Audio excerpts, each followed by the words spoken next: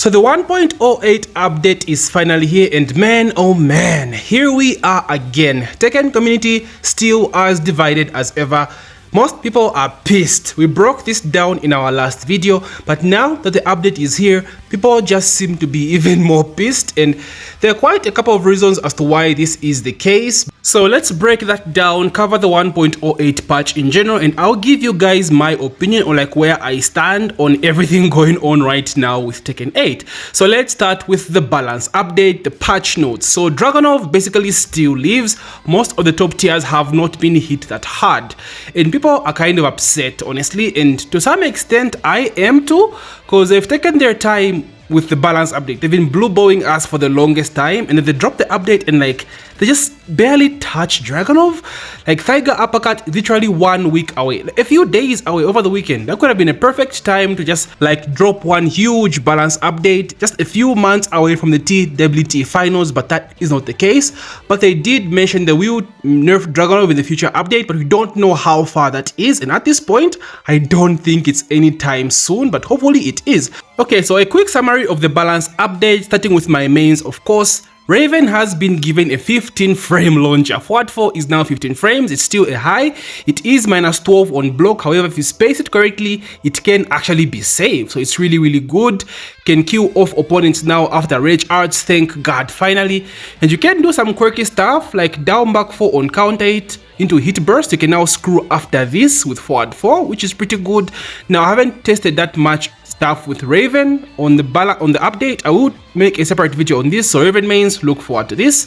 Lars 111 has been buffed, or basically it's been reverted to Tekken 7 state. It now was splats. I don't understand why it didn't in the first place, right? It's really good, giving some really strong Oki, especially when he is in hit, because he can go for like LE mix-up cancels, so pretty good. Steve and Leroy, nothing for those guys. Everything is still the same, just some balance adjustments. And to the top tiers, Yoshi has been hit. Thank you. This is a very huge nerf. His spin now takes basically double his health, which is very good. They basically made Zafina Yoshi, but in a very bad way, because Zafina used to lose so much health for very little reward, but Yoshi used to lose very little health for so much reward. So now this has been fixed, or hopefully it has. Maybe he needs to lose more health, maybe, but this is a very good update. W Namco, I was so fed up of Yoshi spamming spin, bro. Like Yoshi's actually have to sidestep. That's a miracle. And like, come on, Yoshi mains, you can always heal in hit. So this is how the character is supposed to be played, or was supposed to be played in the beginning. Lose health, then heal up. And he does a lot of damage too. That damage still needs to be nerfed. Yoshi is not meant to do that much damage, at least in my opinion. Nina, overall damage nerf, not any big nerfs, just like damage, still needs to be hit as well. And Dragunov, like I said, doesn't really been touched. Back 4-3, damage nerf on second hit. Back 4-2, damage nerf on second hit as well. Koteseko forward 4, damage nerf and reduced chip damage on block just by like 1, I think. He needs a little bit more nerfs. I think back 4-2 should be unsafe second hit, because he does have so many layers of mix-ups, and there are so many more Dragunov nerfs that he needs. I won't talk about that because this will be a long ass video. Hwarang's outstanding 3 has been buffed or changed or reworked. I don't know how Hwa mains look at this. So it guarantees you +14. So basically outstanding 3 does not knock down anymore, gives you guaranteed +14. So you can follow up with down forward 3+4 to go into hit, or up forward 3+4 if you don't want to go into hit. So it's pretty good. Maybe the knockdown could have been better. I don't know how Hwa mains feel about this. Xiaoyu can now grab from back turn. Sorry, Xiaoyu's grab from back turn is now a homing, which is again good because grabs are strong. So having a homing throw, especially from back turn, is very strong. Lee's hit smash now goes from launch punishable at -15 to -14. Huge buff for Lee, guys. Huge buff. This is massive. Lee needs some love, although I do feel most of his buffs need to come from hit. I think Lee's hit is kind of ass, but overall a very good buff. Then Devil Jin can choose to not go into Morning Crow after his hit smash. However, he only gets +2, which is not a lot. And I've already seen Devil Jin mains complain about this. Like, dude, I think Devil Jin mains complain the most. Like, they want the character to be, it's like top tier or nothing with these guys, dude. Like, what the hell? Steve has a hit smash that goes into Lionheart. He can decide not to go into Lionheart, but it gives him -9, not even +1 or +2, -9. So Devil Jins, welcome to goddamn normalization. Holy shit. But I will admit his Morning Crow mix-up is pretty weak, so maybe if he got a buff from Morning Crow, maybe like Morning Crow Law or something, considering every character basically has a guessing game after their hit smash, right? So maybe, but it's kind of unique and I like it that way. Not every character has to be 50-50 unga bunga. Devil Jin mains, please take the buffs while you can. So these are the biggest changes of the 1.08 patch notes, and I think you now know why people are pissed, or most people are upset, because it doesn't really change that much in terms of meta. All the top characters will still be top. Yoshi has been hit, but you still see Yoshi's bro. He is still strong. Nina's will still be about, you know, Alisa's, Drags, Fangs. It will still be the same. No massive buffs, no massive nerfs. Personally, I'm kind of happy with the fact that they didn't really over buff most of the weaker characters, because I just feel as though most of the top characters need to be nerfed without the low tier characters or the bottom tier characters and the mid tier characters being buffed that much. So that's kind of the bright spot for me about this update, because if they buffed the hell out of the low tiers, bro, and made them busted a little, it could be annoying. So I'm kind of happy that Namco are being very careful with the balance updates. However, we do need some harder hits for the top tiers, guys, going forward. How do you guys feel about the 1.08 balance patch? Let me know. I want to hear it from you guys. Secondly, Genmaji stage. The new stage is not part of the season pass. Now this was pretty dirty from Namco. This was very sneaky.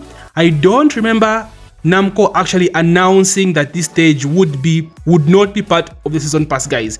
Does anyone remember, or does anyone have a link, or did Namco actually say anything about this stage being paid? Like in Tekken 7, every new stage came with a character in the season pass. Geese came with the stage, Alpha Kumram came with the stage. Basically, you bought the character, you had the stage as well. This was very dirty, guys. It was very sneaky. I'm not a fan of this.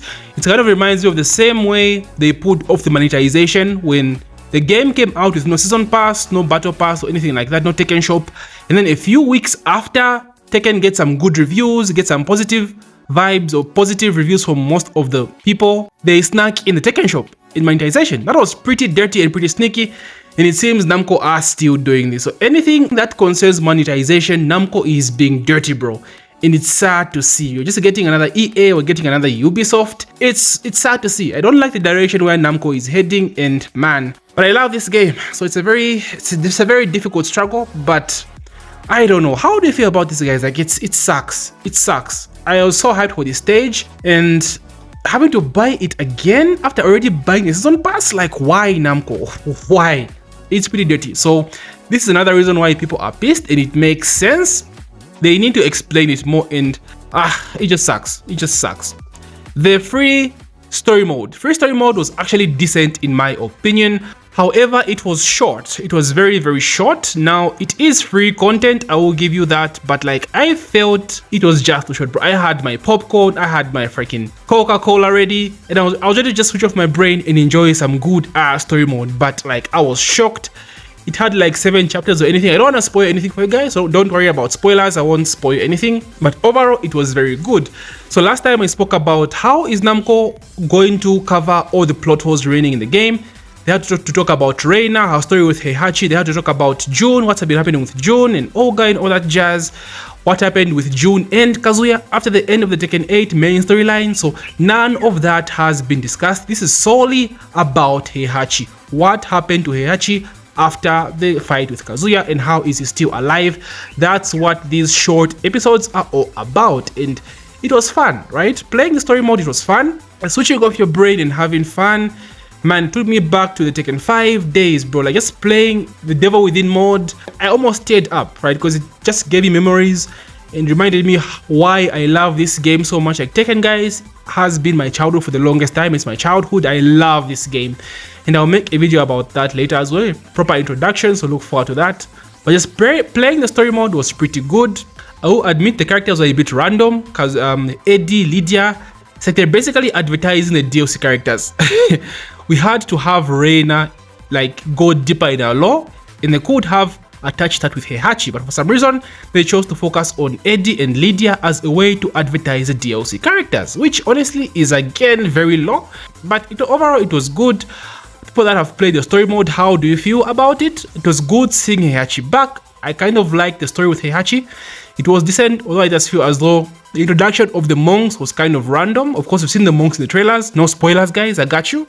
It was kind of random. They needed a reason as to why Heihachi was still alive or how Heihachi survived, and yeah, it is what it is. But overall guys, I did enjoy it. Again, I'll repeat myself, I don't want to be like a negative Nancy, guys. I really love this game. They also added something called classified archives, which basically shows some hidden lore or stories that weren't really broken down in a very good way. So for example, they spoke about Leo, the story with her mom, how her mom was experimenting with the devil gene, how she was trying to find out how to make it weak and stuff like that. Again, this is, I don't want to be a spoiler, but this is like a side story, guys. We knew about this.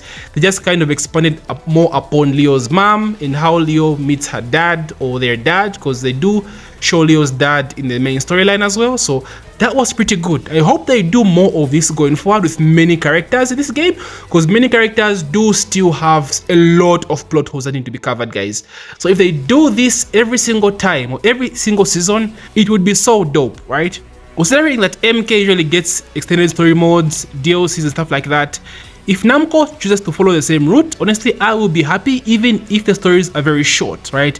If we get this every season or every once in a while, every update, it would be so good.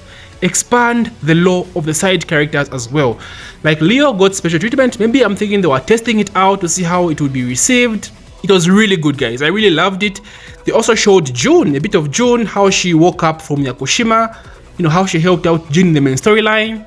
That was pretty good as well. Another dab from Namco. So if they do this regularly, man, it would be so good. Expanding the lore of side characters in Tekken, man. It's one thing I've always asked for in this game.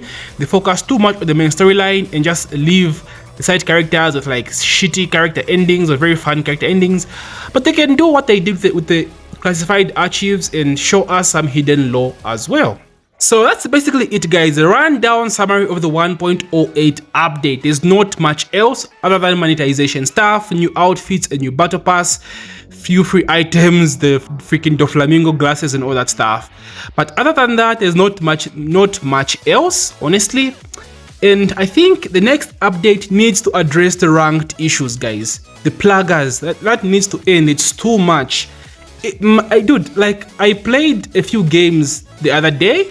After not playing ranked for a while, I'm trying to get Steve to GOD as well, if I can.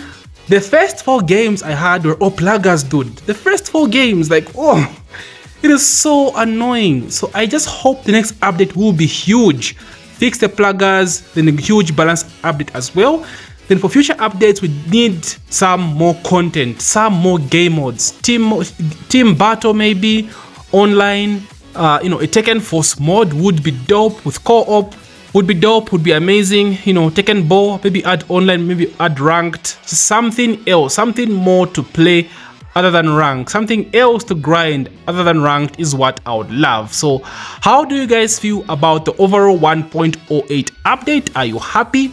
I don't want to be a negative Nancy, guys. I do love Tekken. I think people got the wrong impression after my last video that I don't like this game anymore, because I said I did prefer Tekken 7. I love Tekken 8. I love the hell out of Tekken 8. I still play this game. I'm still grinding. I'm just not making content for the sake of making content. I actually love this game and I won't stop making content for this game until the end of its lifespan, guys. Tekken is my childhood. And Tekken 8 is an amazing game, all things considered, outside of monetization. Outside of monetization, it's a very good game. Of course, the devs have been listening, again, outside of monetization.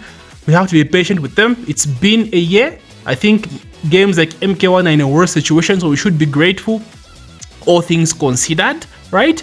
Yeah, they did mess up quite a number of times, you know, but it is what it is. We're here, we can't do anything about it. We have to accept what is and hope for what can be. So thank you so much for watching my video, guys. If you enjoyed my content, please check out my other content as well. Like, subscribe, and as usual, take care.